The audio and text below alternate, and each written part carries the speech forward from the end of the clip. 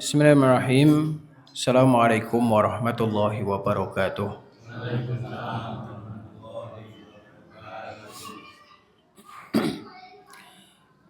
Alhamdulillahil hadi ila sabil rasyad. Al-muwafiqu bi fadlihi wa karamihi man ahabba min ibadihi ila tariqis sadad. Tariqu asyrafil ibad. At-tariqu alladhi man salakaha huwal faizu wan naji yawmat tanad. Allahumma salli wa sallim wa barik ala nabiyyina wa habibina wa qudwatina Muhammadin khairil ibad al-mab'uts rahmatan lil alamin ila kafatil amsari wal bilad wa ala alihi wa ashabihi al-fudala ila amjad. Qala Allah ta'ala fil Qur'anil Karim, ya ayyuhalladzina amanu taqullaha haqqa tuqatih ولا تموتن إلا وأنتم مسلمون. وقال أيضا يا أيها الناس اتقوا ربكم الذي خلقكم من نفس واحدة وخلق منها زوجها وبث منهما رجالا كثيرا ونساء واتقوا الله الذي تساءلون به والأرحام إن الله كان عليكم رقيبا. وقال أيضا يا أيها الذين آمنوا اتقوا الله وقولوا قولا سديدا يصلح لكم أعمالكم ويغفر لكم ذنوبكم ومن يطع الله ورسوله فقد فاز فوزا عظيما. أما بعد فإن أصدق الحديث كتاب الله وخير الهدى هدى محمد صلى الله عليه وسلم وشر الأمور محدثاتها فإن كل محدثة بدعة وكل بدعة ضلالة وكل ضلالة في النار. Ma'asyiral muslimin rahiman wa rahimakumullah, jamaah salat maghrib yang dimuliakan dan dirahmati oleh Allah Subhanahu wa taala. Alhamdulillah, segala puji bagi Allah Subhanahu wa taala, Rabb semesta alam yang telah memberikan kita dengan berbagai kenikmatan. Sehingga sudah sepantasnya bagi kita untuk terus bersyukur atas apa yang telah Allah Subhanahu wa taala berikan terhadap diri kita. Apa yang kita miliki, apa yang kita punyai, apa yang kita dapatkan, semuanya itu adalah pemberian dari Allah Subhanahu wa taala. Sehingga dengan cara kita bersyukur dan meyakini semua yang kita dapatkan ini adalah dari Allah, maka kita akan memperoleh fadilah dan keutamaan ketika seorang hamba bersyukur atas apa yang telah Allah berikan. Oleh karenanya Allah Subhanahu wa taala berfirman menyebutkan tentang orang yang bersyukur itu akan ditambahkan nikmatnya sama Allah. La in syakartum la azidannakum wa la in kafartum inna adzabi lasyadid. Jika seandainya kalian bersyukur, maka aku akan tambahkan. Sehingga yang namanya ditambahkan nikmat sama Allah itu adalah ketika nikmat sebelumnya itu dijaga oleh Allah, ditetapkan oleh Allah Subhanahu wa taala, kemudian ditambahkan dengan kenikmatan-kenikmatan yang lain yang mungkin belum dia rasakan. Itu maksud dari ketika Allah Subhanahu wa taala tambahkan kenikmatan pada seorang hamba. Nikmat yang saat itu dia dapatkan, Allah akan jaga. Allah akan langgengkan nikmat tersebut sehingga dia akan memperoleh nikmat seperti itu hingga waktu yang lama, kemudian dia ditambahkan nikmat dengan kenikmatan yang lain. Ma'asyiral muslimin rahimani wa rahimakumullah, kaum muslimin jamaah salat maghrib yang dimuliakan dan dirahmati oleh Allah Subhanahu wa taala. Kita tahu bahwa kita ini adalah makhluk ciptaan Allah. Sehingga di antara keyakinan kita sebagai seorang mukmin, Keyakinan kita sebagai seorang muslim, kita harus meyakini bahwa kita ini adalah ciptaan Allah. Itu adalah tauhid rububiyah kita. Yaitu kita meyakini bahwa Allah itu esa di dalam menciptakan. Kita ini ciptaan Allah. Dan Allah Subhanahu wa taala perintahkan kepada kita sebagai makhluk ciptaannya adalah untuk beribadah. Oleh karenanya Allah Subhanahu wa taala jelaskan tentang tujuan di balik penciptaan kita dalam surat Az-Zariyat. Wa ma khalaqatul jinna wal insa illa liya'budun. Dan tidaklah aku ciptakan jin dan manusia melainkan untuk beribadah kepadaku. Firman Allah Subhanahu wa taala seperti itu. Tapi jangan sampai kita mempersempit pemahaman ibadah itu hanyalah Allah tuntut kita sholat terus. Allah tuntut kita untuk puasa terus. Tidak. Yang namanya ibadah itu lebih luas dari itu. Kita sebagai seorang bapak atau orang tua, sebagai seorang ibu, maka menjalankan kewajiban sebagai seorang orang tua, mendidik anaknya, ngajari anaknya, mentarbiyah anaknya, maka itu adalah ibadah dia sebagai seorang orang tua. Sebagai seorang suami, ketika dia menjalankan tugasnya sebagai seorang suami, maka dia sedang menjalankan ibadah kepada Allah Subhanahu wa taala. Sebagai seorang istri, dia menjalankan tugasnya sebagai seorang istri, maka dia menjalankan ibadah dalam perannya tersebut. Demikian juga sebagai seorang anak yang mungkin masih memiliki orang tua. Maka ketika dia menjalankan tugasnya sebagai seorang anak, maka dia sedang beribadah kepada Allah Subhanahu wa ta'ala. Demikian juga dalam setiap profesinya. Seorang guru pun bisa beribadah. Yang namanya ibadah itu tidak terbatas di tempat sajadah saja. Ibadah itu tidak terbatas di masjid saja. Tapi apapun profesi kita, apapun pekerjaan kita, kita bisa beribadah sama Allah. Sebagai seorang guru contoh, maka dia ketika menjalankan tugasnya dengan baik sebagai seorang guru, berusaha ngajar dengan baik, menyampaikan ilmu dengan baik, maka dia sedang beribadah lewat caranya tersebut. Sebagai seorang pedagang, maka ketika dia menjalankan tugasnya dengan baik sebagai pedagang yang amanah, jujur, nggak suka nipu, nggak suka bilang ini modalnya 10.000 padahal modalnya cuma 8.000. Kan kadang banyak yang seperti itu. Sehingga ketika dia berusaha jujur, amanah ketika menjalankan tugasnya sebagai seorang pedagang, maka dia sedang beribadah kepada Allah Subhanahu wa ta'ala. Dan apapun latar belakang kita, apapun pekerjaan kita, apapun profesi kita, kita bisa beribadah kepada Allah. Jadi ibadah itu bukan hanya miliknya seorang ustadz, miliknya seorang kiai, miliknya seorang santri, bukan. Apapun pekerjaan kita, apapun profesi kita, kita bisa beribadah kepada Allah lewat profesi kita masing-masing. Poin pentingnya adalah kita menjalankan tugas tersebut dengan penuh tanggung jawab.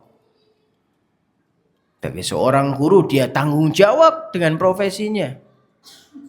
Sebagai seorang petani, dia tanggung jawab dengan profesinya. Sebagai seorang pegawai, karyawan, dia bertanggung jawab terhadap profesinya tersebut. Nggak suka nipu orang, nggak suka ngapusi. Sehingga hal seperti itulah yang diinginkan oleh Allah Subhanahu wa ta'ala. Ma'asyiral muslimin rahimani wa rahimakumullah, kaum muslimin jamaah yang dimuliakan dan dirahmati oleh Allah Subhanahu wa ta'ala. Kita tahu bahwa Allah Subhanahu wa ta'ala itu maha pengasih lagi maha penyayang. Allah itu memiliki sifat kasih sayang kepada para hambanya. Bedanya adalah Allah itu punya dua sifat dan punya nama. Punya dua sifat, satu sifat tapi dua nama. Hal itu tercantum dalam lafadz basmalah. Bismillahirrahmanirrahim. Dengan menyebut nama Allah Ar-Rahman dan Ar-Rahim. Dua-duanya itu punya karakter sifat sama, yaitu sifat rahmah. Rahman dan Rahim, tapi ada perbedaan. Kenapa harus dibedakan? Apa maksud Rahman? Apa maksud Rahim? Kalau kita artikan Rahman Rahim itu kan dengan menyebut nama Allah yang Maha Pengasih lagi Maha Penyayang. Apa bedanya kasih? Apa bedanya sayang? Ar-Rahman kata para ulama itu adalah rahmat Allah yang maha luas. Sehingga ketika kasih sayang Allah itu luas, itu mencakup semua makhluk ciptaannya. Allah kasih nafas, Allah nggak pilih mau beriman atau nggak beriman, Allah kasih dia bisa nafas. Kan kadang kita nggak bisa. Oh, ini orangnya nggak mukmin, orangnya ini nggak percaya sama Allah, ya udah nggak usah dikasih nafas. Tidak, semuanya dikasih nafas oleh Allah Subhanahu wa ta'ala. Orang bisa makan, ini adalah bentuk kasih sayang Allah yang maha luas. Entah orangnya beriman atau tidak beriman, semuanya mendapatkan kasih sayang Allah Subhanahu wa ta'ala. Namun sayangnya Allah itu hanya untuk hamba-hambanya yang beriman, yaitu dalam nama Ar-Rahim. Allah berfirman dalam ayat yang lain, wa kana bil mu'minina rahima. Allah itu sayang, Allah itu rahim terhadap orang-orang yang beriman. Allah itu sayang terhadap hamba-hambanya yang beriman. Sehingga kalau Allah sudah sayang sama hambanya, Allah akan berikan hidayah dan petunjuk. Allah akan berikan petunjuk terhadap sesuatu yang memang bermanfaat untuk dirinya. Oh, ini cocoknya diberikan seperti ini. Maka Allah bimbing orang seperti itu, orang yang beriman sama Allah, orang yang percaya sama Allah Subhanahu wa ta'ala dengan sesuatu yang baik. Allah akan bimbing orang tersebut. Allah akan berikan kebaikan kepada orang tersebut. Sehingga itulah sayang Allah.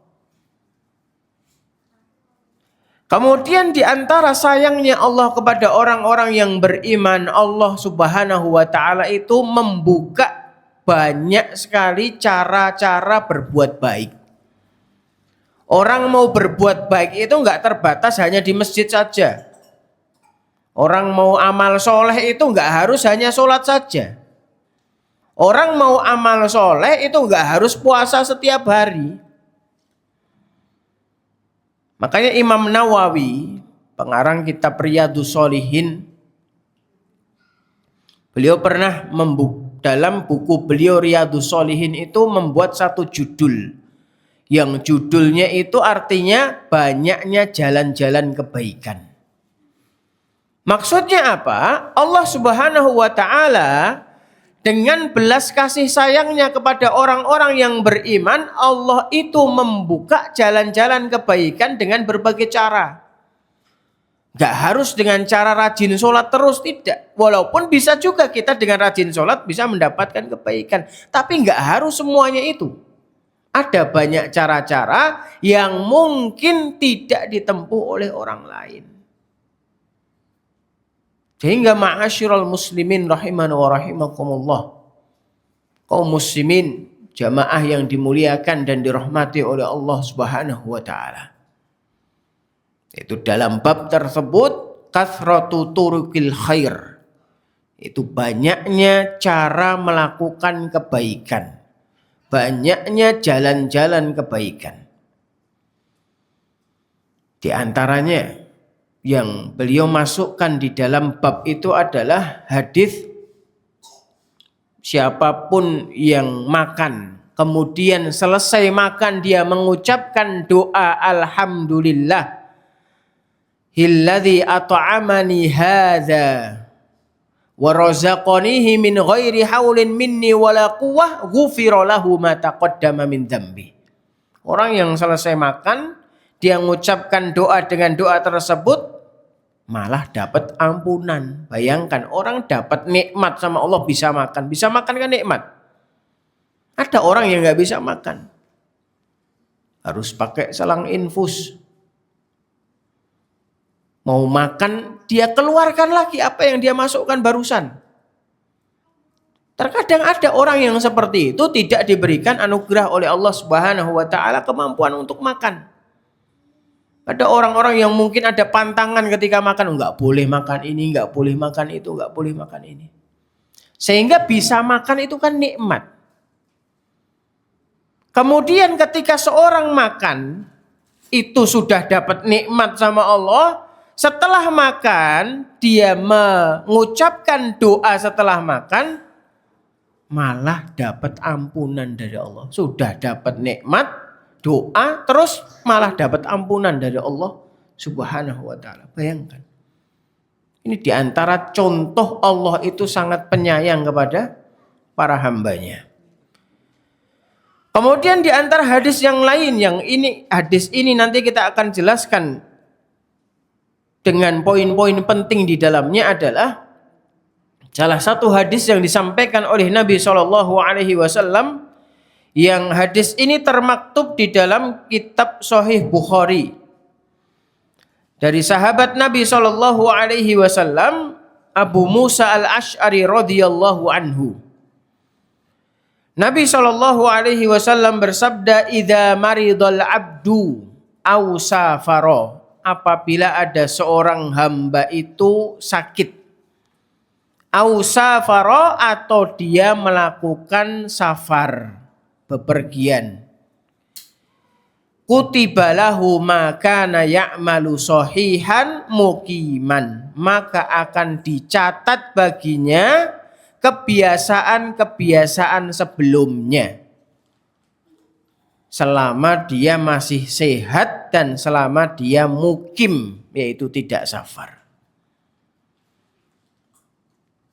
Hal yang disampaikan oleh Nabi SAW yang pertama dalam teks hadis tersebut adalah bahwa amal kebaikan yang biasa dilakukan oleh seseorang itu akan tetap mengalir pahalanya meskipun tidak dilakukan. Ini contoh lain bahwa Allah Subhanahu wa taala sangat sayang hambanya. Bayangkan orang nggak melakukan kebaikan tapi ditulis kebaikan sama Allah. Padahal nggak melakukan. Syaratnya apa? Sebelumnya sudah biasa punya kebiasaan itu. Sebelumnya sudah terbiasa melakukan amalan tersebut. Sehingga kalau kita telaah lebih lanjut apa yang disampaikan oleh Nabi, idza maridul abdu, apabila seorang hamba sakit. Orang sakit kan kadang nggak bisa melakukan sesuatu seperti kebiasaannya. Biasanya ke masjid, sakit, akhirnya nggak bisa ke masjid. Biasanya sehari itu bisa ngaji 1 halaman atau 2 halaman. Gara-gara sakit akhirnya apa? Nggak bisa melakukan kebiasaan tersebut. Biasanya menghadiri kajian. Gara-gara sakit akhirnya nggak bisa mengikuti kajian. Tapi sebelumnya dia terbiasa. Biasanya ke masjid terus. Biasanya itu ngaji. Setiap hari punya kebiasaan 1 halaman. Biasanya kalau ada jadwal taklim atau kajian dia selalu hadir. Tapi karena sakit akhirnya apa? Ada uzur. Dia nggak bisa menghadiri. Sehingga orang yang seperti ini berlaku apa yang disampaikan oleh Nabi SAW. Kutiba lahu ma kana ya'mal. Yaitu akan dicatat baginya pahala seperti yang biasa dia lakukan. Padahal nggak ngelakukan. Ini bentuk kasih sayang Allah Subhanahu wa taala kepada para hambanya. Sehingga banyak sekali cara-cara kita melakukan atau kalau kita pengen ngumpulin banyak kebaikan, pengen ngumpulin pahala, pengen memperberat timbangan amal sebagai bekal kita nanti di akhirat, Bisa dengan cara seperti ini. Yaitu apa? Kita biasakan amal soleh. Selama kita belum sakit-sakitan, selama kita masih diberikan kesehatan oleh Allah, selama kita masih mampu ke masjid, selama kita masih kuat untuk membaca Quran, maka biasakan hal-hal tersebut. Agar supaya nanti kalau kita sudah wal'iyadzubillah jatuh sakit lama sekali, maka meskipun kita tidak melakukan amalan-amalan itu, kita tetap akan ditulis oleh Allah Subhanahu wa taala. Karena kita nggak tahu kapan nanti mungkin ada kejadian kita akhirnya apa? Jatuh sakit. Akhirnya lama nggak bisa jalan. Terbaring lemah di rumah sakit. Terbaring lemah di kasur. Maka selama kita masih punya kemampuan, selama kita masih punya kekuatan, diberikan kesehatan oleh Allah, maka miliki kebiasaan-kebiasaan baik. Dan hal ini harus dipaksakan. Kalau mungkin kita belum terbiasa, ya harus dipaksakan. Contoh, sholat ke masjid. Jadi kalau belum terbiasa, ya dibiasakan. Agar supaya apa? Kalau nanti kita, Allah takdirkan, sudah sakit, sudah nggak mampu jalan, kita akan tetap ditulis oleh Allah seolah-olah kita sholatnya ke masjid. Karena memang itu kebiasaan kita. Sehingga itu harus dimulai dan dipaksakan kalau memang belum terbiasa. Dan hal-hal amal ibadah yang lain, bukan hanya sholat saja. Tapi karena memang fokus utama kita sebagai seorang muslim, ya harus perhatian dengan sholat kita. Sebagai seorang muslim laki-laki, ya wajibnya ke masjid jamaah. Sehingga harus dipaksakan terus. Sehingga kalau kita sudah terbiasa, kita punya kebiasaan seperti itu, meskipun nanti kita sakit, kita dirawat di rumah sakit, la qadarullah, kita akan tetap ditulis seolah-olah walaupun kita sholatnya di rumah, walaupun sholatnya kita di rumah sakit, tetap ditulis si fulan sholat ke masjid. Karena kebiasaannya sholat ke masjid. Inilah kasih sayang Allah kepada hamba-hambanya yang beriman. Syaratnya apa? Ya biasa ngelakuin seperti itu. Bukan nggak biasa. Kalau nggak biasa ya nggak ditulis sama Allah Subhanahu wa taala. Demikian juga amal ibadah yang lain. Kalau kita punya kebiasaan tilawah Quran sehari itu paling tidak 1 halaman atau 1 ruku. Sehingga kalau kita punya udzur suatu ketika sakit, kita punya udzur sedang safar. Kalau dalam hadis ini ada 2 udzur, yaitu ketika sakit dan ketika safar. Kita sedang safar, sehingga gak bisa melakukan amal seperti itu, kita tetap akan ditulis sama Allah seolah-olah kita ngelakuin hal tersebut. Bayangkan, Allah itu sangat sayang kepada kita. Padahal gak ngelakuin ibadah itu, tapi dicatat seolah-olah kita ngelakuin ibadah. Dengan syarat apa? Ya memang harus dibiasakan seperti itu. Sehingga disinilah pentingnya kita punya amalan-amalan ibadah, amalan-amalan kebaikan yang harus biasa kita lakukan. Sehingga kalau kita ada uzur, pahalanya itu terus mengalir sama kita. Jika selama terhalang uzur syar'i, itu ketika kita sakit, ketika kita mungkin sedang safar, maka kita akan tetap ditulis seolah-olah melakukan amal kebaikan tersebut. Seolah-olah melakukan amal kebaikan tersebut. Karena orang kalau sakit itu kan banyak keringanannya. Dari segi sholat saja, orang yang sakit itu dapat keringanan sama Allah. Suatu ketika Nabi SAW itu pernah menjenguk salah seorang sahabat. Sahabat ini sedang sakit. Itu bernama Imran bin Husain. Nabi SAW padahal beliau jenguk orang sakit, tapi beliau sempatkan untuk ngasih nasihat. Nasihat apa? Nasihat tentang sholat. Bayangkan, ini betapa pentingnya masalah sholat, sampai-sampai Nabi itu ketika jenguk orang sakit, hal yang beliau sampaikan adalah masalah sholat. Apa yang beliau sampaikan? Sholli qa'iman. Kalau kamu sholat, mampu berdiri, berdiri. Bayangkan. Nabi perhatian kepada para sahabatnya, dan hal yang beliau wasiatkan masalah sholat. Sampai sedang sakit pun beliau tetap wanti-wanti masalah sholat. Sehingga dari sini para ulama menjelaskan masalah sholat itu sekalipun kita sedang sakit ya tetap wajib sholat. Sekalipun tetap kita dalam kondisi sakit seperti apapun kita tetap masih sholat. Mungkin kita pernah baca berita sekitar beberapa bulan yang lalu atau setahun yang lalu. Itu kejadian salah satu pesantren roboh. Ada yang tertimbun dalam runtuhan itu. Apakah dalam kondisi seperti itu tidak wajib sholat? Tetap wajib sholat. Mereka paham. Mereka sekalipun terhimpit dengan bangunan, mereka sholat. Bahkan dalam kisah yang Allah selamatkan salah satu di antara mereka, ngajak-ngajak orang yang kelihatan, teman yang kelihatannya itu sholat sama-sama. Meskipun dalam kondisi terjepit, gak bisa ngapa-ngapain. Sehingga dalam kondisi apapun kita tetap harus melaksanakan sholat. Sakit seperti apapun kita harus melaksanakan sholat. Tapi berlaku firman Allah Subhanahu wa taala, fattaqullaha mastata'tum. Bertakwalah kepada Allah sesuai dengan kemampuan. Yaitu apa? Kewajiban sholat tetap, tapi tata caranya, cara melaksanakannya itu menyesuaikan kemampuan. Makanya beliau sampaikan apa? Sholli qa'iman.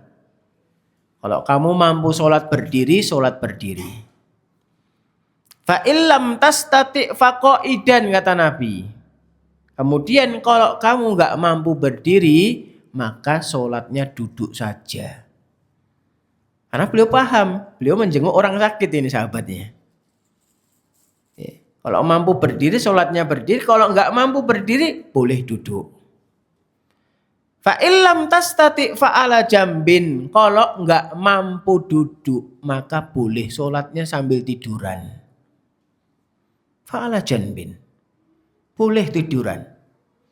Jadi kalau orang kan kadang sakit itu duduk itu kadang sampai keliengan. Pernah seperti itu juga ada orang sakit seperti itu. Hanya untuk duduk aja udah keliengan. Akhirnya apa? Berbaring dia. Dengan isyarat-isyarat. Dengan menggerakkan tangan. Kemudian kalau nggak mampu bergerak sama sekali, maka bisa dengan isyarat mata. Karena terkadang ada orang yang la qadarullah, Allah takdirkan dia sakit stroke. Nggak mampu menggerakkan semua anggota tubuhnya. Maka ketika masih mampu untuk menggerakkan mata, bisa dia dengan isyarat mata. Sehingga hal-hal seperti ini butuh kita untuk belajar bagaimana tata cara sholat ketika kita sedang sakit. Kenapa? Karena Nabi itu sangat perhatian tentang masalah sholat. Beliau jenguk sahabat yang sedang sakit saja. Hal yang beliau nasihatkan itu adalah masalah sholat. Masalah sholat. Kemudian apa hubungannya dengan hadis yang tadi kita baca? Yaitu kalau orang dalam kondisi sholat seperti itu, tentu kan sholatnya di rumah. Dia sakit, sholatnya di rumah. Tapi kalau kebiasaan dia sebagai seorang muslim, sebagai seorang mukmin, dia biasa sholatnya ke masjid, maka pahalanya itu seolah-olah dia melaksanakan sholat ke masjid. Karena kalau seandainya dia nggak sakit, dia akan ke masjid. Tapi Allah takdirkan dia, Allah berikan dia sakit. Sehingga ada uzur kenapa dia tidak melaksanakan sholat ke masjid. Sehingga hukum bagi orang yang sakit itu sholatnya itu menyesuaikan kondisinya. Dan orang paham kondisinya masing-masing. Ya, orang paham kondisinya masing-masing. Kalau nggak mampu berdiri lama, ya tidak usah dipaksakan. Bisa sholatnya dengan duduk. Boleh sholat dengan duduk. Dan orang itu paham kondisi dirinya masing-masing. Sehingga kita tidak bisa samaratakan ya kekuatan kita dengan kekuatan orang lain. Mungkin kita kuat sholat berdiri lama, tapi nggak bisa kita samakan saudara kita, tetangga kita. Kalau dia sholat ya harus berdiri terus, tidak. Kalau dia mungkin menurut keyakinan dia, kemampuan dia adalah sholatnya sudah nggak mampu lama berdiri, bisa dia melaksanakan sholat dengan cara duduk. Sehingga berlaku firman Allah Subhanahu wa taala, fattaqullaha mastata'tum. Bertakwalah kepada Allah sesuai dengan kemampuan. Sehingga Allah Subhanahu wa taala itu sangat sayang kepada para hambanya. Dan bentuk sayang Allah kepada para hambanya itu banyak sekali. Salah satunya dengan cara seperti ini. Allah akan tetap tulis si fulan melakukan kebaikan ini, si fulan melakukan kebaikan ini, meskipun orang tersebut tidak melakukan kebaikan. Contoh terbiasa sedekah. Contoh hari Jumat itu biasa ngasih sedekah. Tiap hari dia biasa ngasih sedekah. Tapi suatu ketika dia jatuh sakit, akhirnya dirawat di rumah sakit, dia nggak bisa sedekah karena mungkin dia pingsan, koma lama mungkin. Sehingga kalau dia sebelumnya terbiasa melakukan amalan tersebut, maka dia tetap akan ditulis sama Allah Subhanahu wa taala seolah-olah melakukan amal kebaikan tersebut. Sehingga di sini pentingnya kita punya kebiasaan rutin yang harusnya kita amalkan selama kita masih sehat. Selama kita masih kuat, selama kita masih punya mungkin kemampuan finansial, kita masih punya uang, kita masih punya banyak harta, maka manfaatkan hal-hal seperti itu sebelum kita tidak punya. Sebelum kita nggak punya kekuatan, sebelum Allah ambil apa-apa yang kita miliki, maka biasakan memanfaatkan apa yang kita punyai. Kita punya sehat, manfaatkan sehat tersebut untuk memperbanyak amal ibadah. Kita punya waktu luang, maka luangkan waktu-waktu kita untuk belajar agama. Sehingga hal-hal seperti itulah yang akan pahalanya itu akan kembali kepada kita. Sejatinya kita adalah hamba-hamba Allah yang lemah sekali.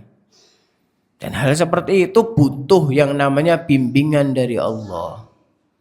Kita butuh dibimbing terus sama Allah Subhanahu wa taala, kita butuh terus diberikan taufiknya oleh Allah Subhanahu wa taala. Jadi hal yang perlu kita garis bawahi adalah syarat mendapatkan amal kebaikan tadi, yaitu dicatat kita melakukan amal kebaikan meskipun tidak melakukannya. Syaratnya apa?